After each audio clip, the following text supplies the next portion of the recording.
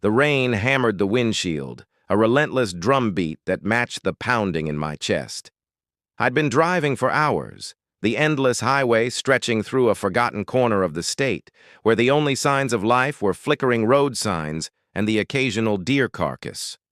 My eyes burned, heavy with fatigue, and the gas gauge was flirting with empty.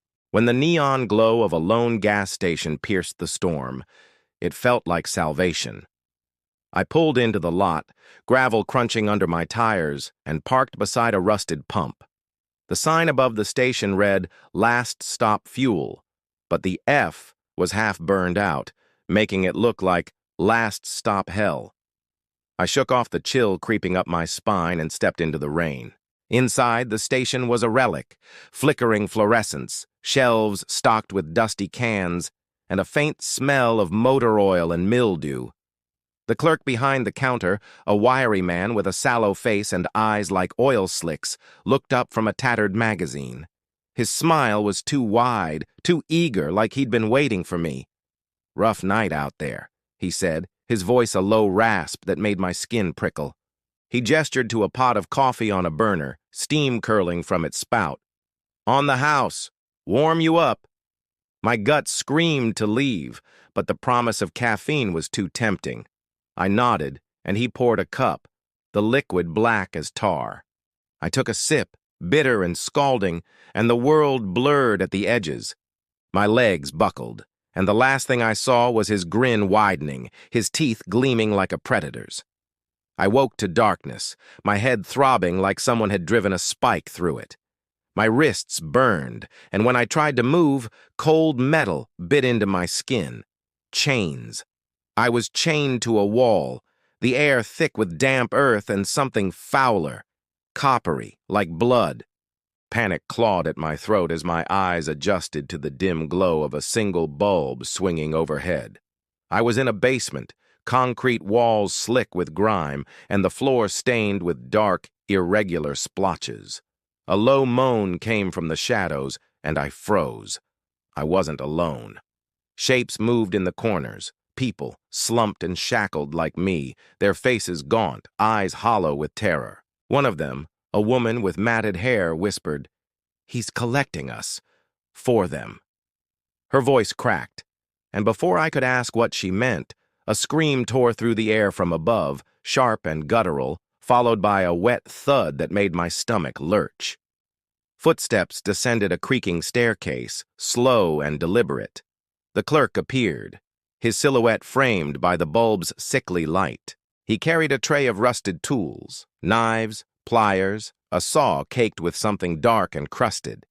His smile was gone, replaced by a vacant stare that chilled me more than the scream. "You're awake," he said, almost tenderly, setting the tray down with a clink. "Good. They like it when you're awake." I demanded answers, my voice hoarse, but he only chuckled, a sound like gravel in a blender.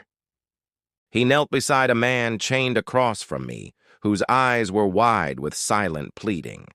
The clerk picked up a knife, and before I could look away, he carved into the man's arm, slow and precise, blood welling up in thick rivulets. The man's scream was cut short by a rag stuffed in his mouth, and I gagged, bile rising as the clerk hummed a tuneless melody. Hours bled into days, marked only by the clerk's visits. Each time he'd choose one of us, dragging them to a corner where the shadows hid the worst of it, but not the sounds, cracks, squelches, and whimpers that haunted my dreams. He spoke of a reunion, said we were guests for a family he was building, but his words made no sense, twisted by a madness I couldn't grasp. I tried to focus, to find a way out. The chains were old, rusted, and one link on my left wrist felt loose. I worked at it when he wasn't there, my fingers raw and bleeding, but hope was a fragile thing in that hell. The others were too broken to help, their spirits crushed under the weight of whatever he'd done to them. Then, one night, the basement door slammed open and a new sound filled the air, a low, guttural chant, like voices speaking in unison, but wrong, inhuman. The clerk descended, but he wasn't alone.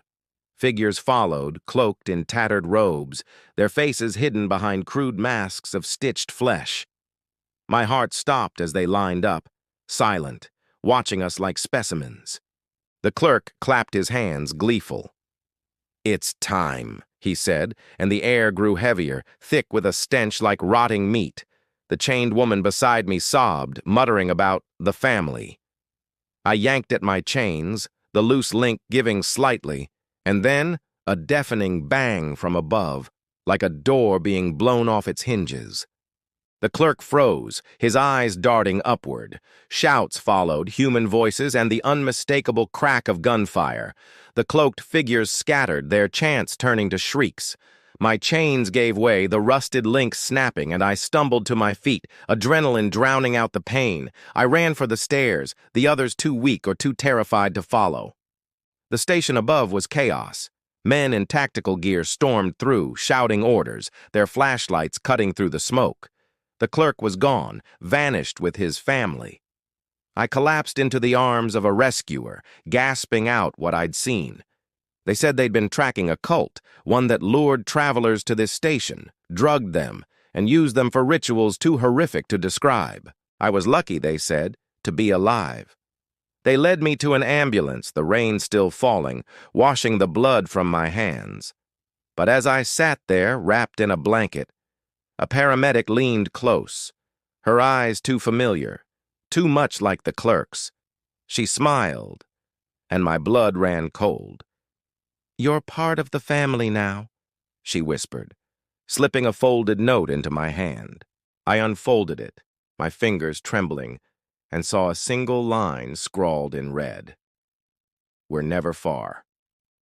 My scream was lost in the storm, and somewhere in the darkness I swore I heard his laugh.